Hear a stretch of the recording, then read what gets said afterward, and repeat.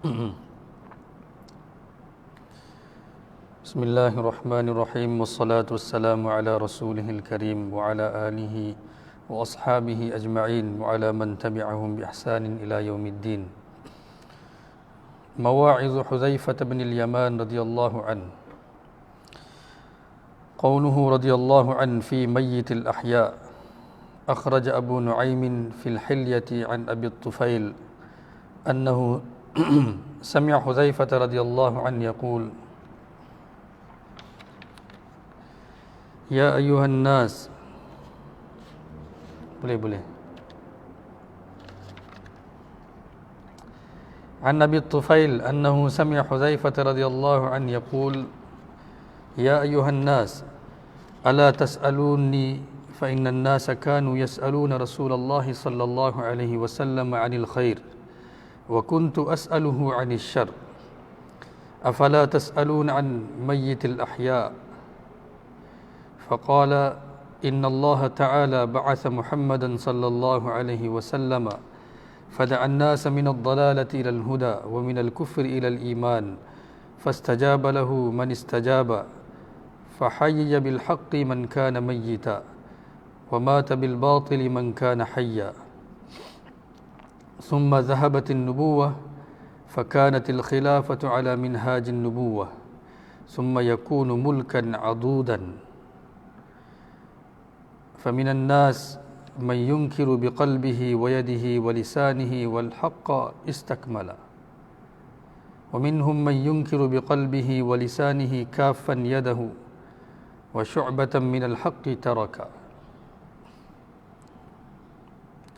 ومنهم من ينكر بقلبه كافا يده ولسانه وشعبتين من الحق ترك ومنهم من لا ينكر بقلبه ولسانه فذلك ميت الأحياء قوله رضي الله عنه إن القلوب أربعة أخرج أبو نعيم في الحلية عن حذيفة رضي الله عنه قال القلوب أربعة قلب أغلف فذلك قلب الكافر وقلب مفصح فذلك قلب المنافق وقلب أجرد في السراج يزهر فذاك قلب المؤمن وقلب فيه نفاق وإيمان فمثل الإيمان كمثل شجرة يمدها ماء طيب ومثل النفاق مثل القرحة يمدها قيح ودم فأيهما غلب عليه غلبا.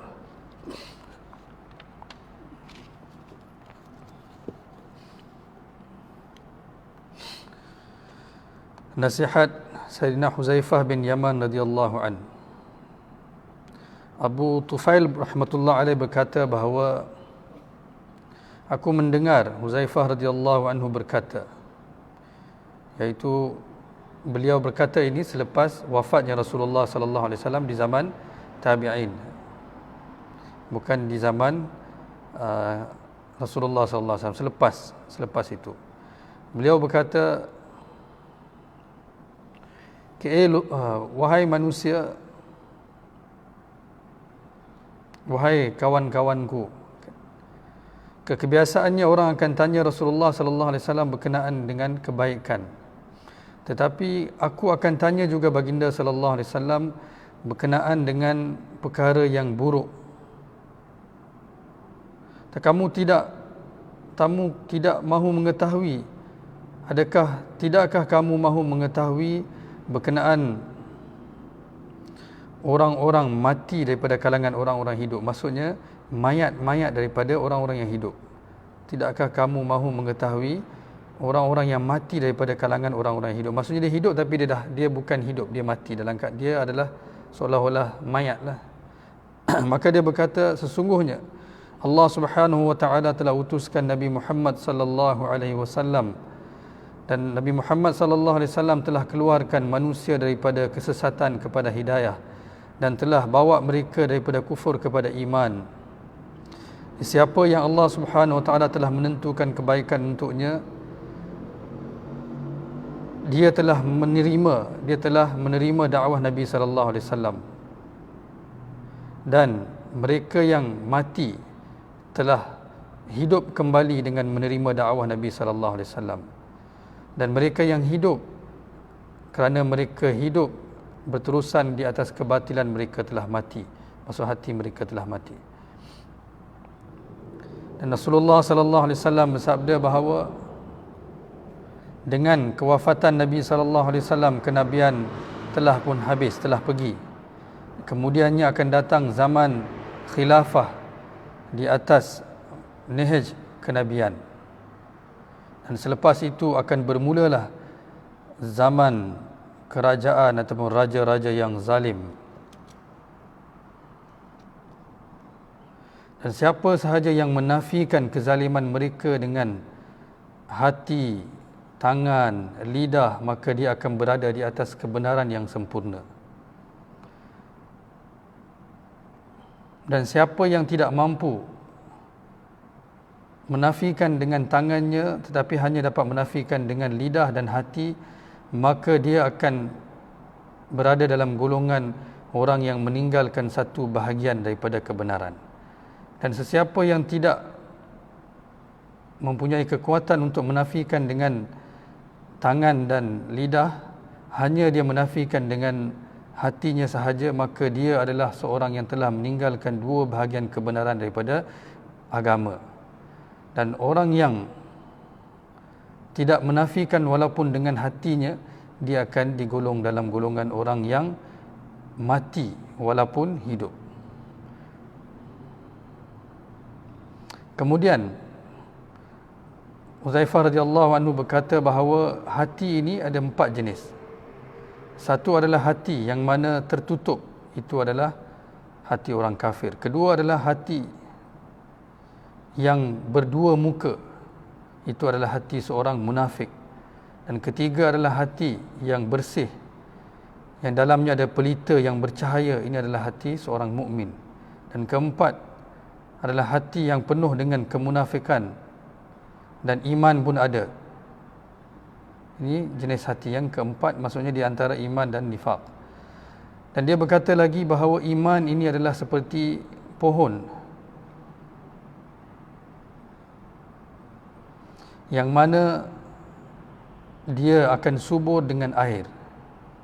Dan kemunafikan ataupun nifaq ni adalah seperti bisul yang mana dia akan meningkat dengan nanah dan darah.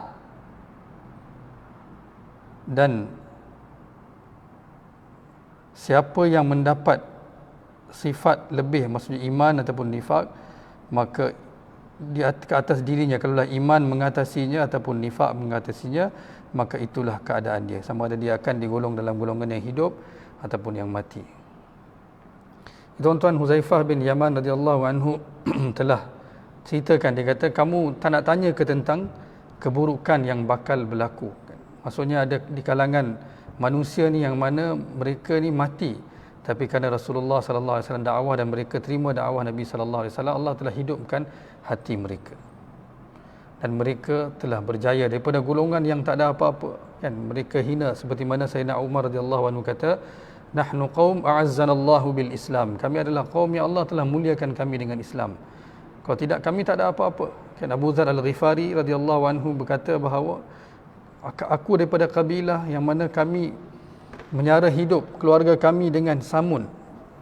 Amr bin As bila berhadapan dengan Raja Mesir, dia bagi tahu bahawa kami ini adalah daripada satu tanah yang sempit dan dengan akhlak yang paling buruk. Kami menyamun harta orang, kami mengkhianati orang lain, kami menipu, kami syirik. Tapi Allah Subhanahu Wa Taala telah utuskan Nabi. Itu pun kami mula-mula, Amr bin As kata, kami tolak Nabi sallallahu alaihi wasallam. Jadi inilah yang diceritakan oleh Huzaifah bin Yaman radhiyallahu. Siapa Huzaifah bin Yaman radhiyallahu an? Dialah yang menjadi pengintip. Dia menjadi pengintip dalam peperangan Ahzab, peperangan Khandaq. Malam gelap gelita, kan, ribut taufan. Masa tu Nabi sallallahu alaihi wasallam kata, siapa di kalangan kamu yang bersedia untuk mengintip musuh, nak tengok apa keadaan mereka? Semua duduk diam, seorang pun tak bersuara. Nabi tanya lagi, seorang pun tak bersuara. Nabi tanya lagi, tak ada siapa bersuara, kerana mereka dah tak makan berhari-hari, mereka tak ada minuman yang cukup, penat, berhadapan dengan musuh luaran dan dalaman. Maka Nabi sallallahu alaihi wasallam kata, Huzaifah Ibn Yaman, bangun. Dia bangun. Dia kata masa dia bangun, kaki dia menggeletar dan dia tak nampak apa-apa depan. Tapi Nabi sallallahu alaihi wasallam telah doakan dia. Huzaifah bin Yaman inilah yang pegang list munafik, yang mana Sayyidina Umar radhiyallahu anhu jumpa dengan Huzaifah bin Yaman, dia kata, aku tak nak tahu list yang Nabi sallallahu alaihi wasallam berikan kepada kamu, cuma aku nak tahu ada tak nama aku dalam tu. Itulah para sahabat ni, mereka ni walaupun dah dapat berita gembira kan, Abu Bakar fil jannah, Umar fil jannah, Abdurrahman fil jannah, Uthman fil jannah, masih lagi mereka takut. Kita banyak confident, kata Masya Allah, saya semayang 5 waktu dah okey, hari ni dah mengaji, insya Allah masuk syurga. Sahabat mereka takut. Huzaifah bin Yaman kata, saya sentiasa tanya Rasulullah sallallahu alaihi wasallam tentang keburukan supaya dapat kita menjauhi daripada itu, supaya hati kita tak gelap. Ada cerita seterusnya, dia akan cerita, dia bagi nasihat dia yang mengenai hati, yang mana bila seorang itu dia buat dosa, hati akan terlekat satu titik hitam. Itu diriwayatkan oleh Huzaifah bin Yaman radhiyallahu an. Itulah, mudah-mudahan Allah Subhanahu wa taala, Huzaifah bin Yaman inilah dalam peperangan Uhud di mana ayahnya terkorban kerana tersilap. Mereka anggap musuh, tapi sebenarnya ayahnya, bila Nabi sallallahu alaihi wasallam bayar balik diah tu, dia telah sedekahkan semua. Seorang yang mana benar-benar berkorban untuk Allah Subhanahu wa taala, melihat akan kebenaran dia, dan dia tidak ada sedikit pun perasaan dendam dengan mereka yang membunuh ayahnya, maka Rasulullah sallallahu alaihi wasallam nampak kelebihan kualiti dalam Huzaifah bin Yaman kan, orang yang boleh memegang rahsia dan orang yang beramanah. Jadi Nabi hantar dia untuk mengintip, dan banyak lagi peristiwa dan tanggungjawab Nabi sallallahu alaihi wasallam berikan kepada Huzaifah bin Yaman. Dalam peperangan Uhud ni kan, sebab kita cerita tentang keburukan, ada seorang yang mana mereka ni bersama-sama dalam jemaah untuk pergi memerangi musuh, tetapi mereka berpisah. Dalam tu adalah salah seorang Quzman, nama dia Quzman. Bila dia balik, bila Abdullah bin Ubay bin Salul kata, buat apa nak perang, dia kata memang tak boleh menang pun, dia kata apa nak guna nak perang. Dia pun balik sekali. Bila dia balik, perempuan-perempuan, wanita-wanita di Madinah menghina dia, apalah baik kau mati daripada kau balik kan. Maka dia pun rasa tergugat dia punya iman dia, bukan iman dia, tergugat dia punya kelakian dia. Dia pergi perang. Bila dalam peperangan Uhud ni ada 2 fasa kan. Kalau kita dengar fasa pertama, orang Islam menang. Kemudian bila Khalid bin Walid masa tu dia daripada pihak Quraisy, bila dia pusing, dia datang balik kan, dia datang balik serang daripada belakang gunung tu, maka orang Islam ketika itu kan jadi kelam kabut, banyak yang lari sana sini kan. Maksudnya keadaan jadi huru-hara kan, tak ingatkan dah menang. Sebab lama mereka tunggu, mereka dah mula tenang, letak senjata mereka, dah mula kutip harta rampasan. Tiba-tiba Khalid bin Walid ni dia memang pandai dalam peperangan, sebab tu Allah Subhanahu wa taala akhirnya berikan hidayah dan gunakan dia untuk agama. Jadi bila datang lagi sekali ni, di Quzman lah salah seorang yang mana maju ke depan untuk memerangi.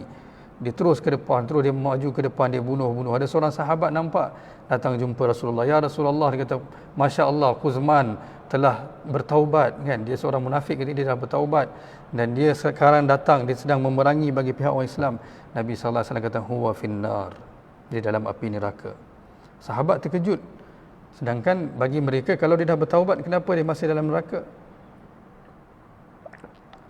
Dalam peperangan Uhud juga, Huzaifah bin Yaman kan, ayah dia pun tidak menyertai peperangan Uhud kerana penglihatan dia dah lemah, dah mula tak nampak dah. Tapi akhirnya dia fikir, dia kata, buat apa aku duduk rumah, dia datang juga. Masa itulah dia terkorban, dibunuh dengan kesilapan orang Islam anggap musuh. Huzaifah menjerit, kata, ayah aku, tapi siapa pun tak dengar, jadi ayah dia terkorban. Tapi yang datang kemudian, Quzman yang patah balik awal, dia datang balik. Bila sahabat ni dengar Rasulullah kata huwa finnar, dia dalam api neraka, mereka kata, apa salah dia, apa dia buat? Maka sahabat ni kata, terdetik dalam hati aku untuk lihat apa kelakuan Quzman ni, apa salah dia. Sedangkan dia sedang berjihad, kita pun tahu siapa yang berjihad di jalan Allah dan terkorban, dia mati syahid. Syuhada ni kedudukan yang tinggi, an-nabiyyin was-siddiqin was-syuhada kan, tinggi. Maka dia pun lihat, dia maju ke depan, tapi bila sekali dia tercedera kerana panah yang kena kepada badannya dan terlekat panah tu pada badan dia, dia tak dapat tahan, maka dia telah bunuh diri dia. Maka sahabat ni datang jumpa Rasulullah, kata, benarlah ya Rasulullah, kata, aku lihat dia telah bunuh diri kerana takutkan kematian.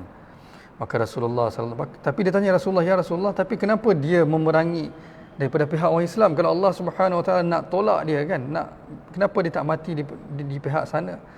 Maka Nabi SAW bersabda, innallaha la yu'ayyid hadha ad-din biyadil kafir. Kadang-kadang Allah Subhanahu wa taala gunakan orang kafir juga untuk membantu agama Allah. Itu kuasa Allah yang siapa pun tak tahu, dan bagaimana Allah hantar bantuan dengan siapa saja Allah kehendaki. Jadi mudah-mudahan Allah pelihara kita daripada golongan yang berjihad, bersusah payah, tapi akhirnya quzman huwa finnar.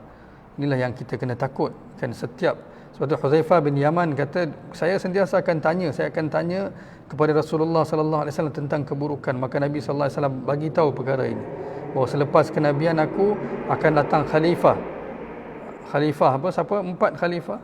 Sayyidina Abu Bakar, Sayyidina Umar, Sayyidina Uthman, Sayyidina Ali, dan ada yang mengatakan termasuklah Hasan radhiyallahu an untuk setahun lebih. Jadi cukup 30 tahun. 30 tahun ni adalah khalifah Nabi. Mereka ni telah menegakkan agama dan juga memerintah dan menegakkan keadilan mengikut setiap apa yang diajar oleh Nabi sallallahu alaihi wasallam, tanpa mereka membelakangkan, tanpa mereka sedikit pun mengutamakan akal mereka. Sebab itulah Nabi sallallahu alaihi wasallam kata, siapa sahaja yang mencari kebaikan selain daripada Al-Quran, maka dia akan sesat. Maksudnya selain daripada kitab, dia akan sesat. Umar radhiyallahu anhu, hadis yang diriwayatkan bahawa innallaha, sesungguhnya Allah Subhanahu wa taala, yarfa'u bihadzal kitab aqwaman, dengan kitabullah ni Allah akan menaikkan darajat sebuah kaum, beberapa kaum tu, dan wa yudhi'u bihil akharin, dan Allah Subhanahu wa taala juga menghina kaum yang lain dengan Al-Quran juga. Jadi itulah yang kita kena berhati-hati. Kita pun tak tahu, mudah-mudahan Allah Subhanahu wa taala ampunkan kita, pelihara kita. Kadang sifat ujub ni pun tak bagus. Ujub kan, sifat ujub ni dia akan membawa kepada kehancuran. Ibni Muljam kan, yang membunuh Uthman radhiyallahu anhu, dia dengan tanggapan bahawa apa yang dibuat itu betul. Dia tak rasa langsung bersalah. Dia rasa betul, dia rasa dia lebih baik. Dia kata kenapa? Kerana berlakunya fitnah, dia kata baik aku bunuh saja. Dan dia faham ayat Quran macam tu. Faqatilul lati tabghi hatta tafi'a ila amrillah, dia pergi bunuh. Dan dia mesyuarat untuk bunuh tu pun dalam Kaabah. Dalam Kaabah dia mesyuarat, 3 orang kawan duduk mesyuarat. Sebab tu kadang-kadang Allah Subhanahu wa taala tutup hati kita. Sebab tu kena jaga. Allah tutup hati kita. Bila Allah Subhanahu wa taala tutup, kerana apa? Kerana kita antara iman dan nifaq. Kadang kita mengiyakan kuasa Allah, kadang kita menafikan.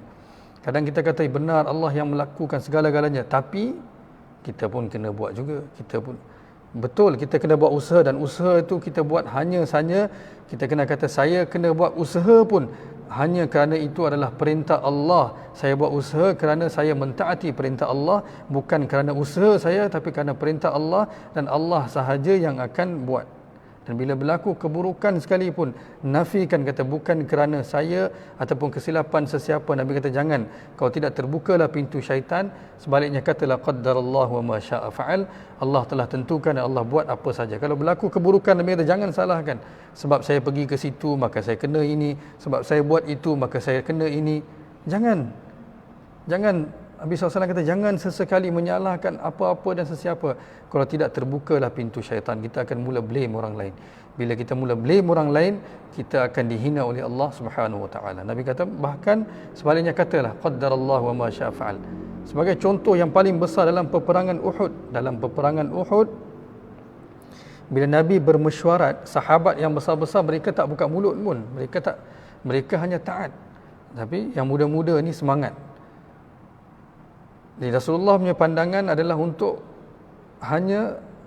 berada dalam Madinah sendiri dan pertahankan, maksudnya defend musuh yang datang.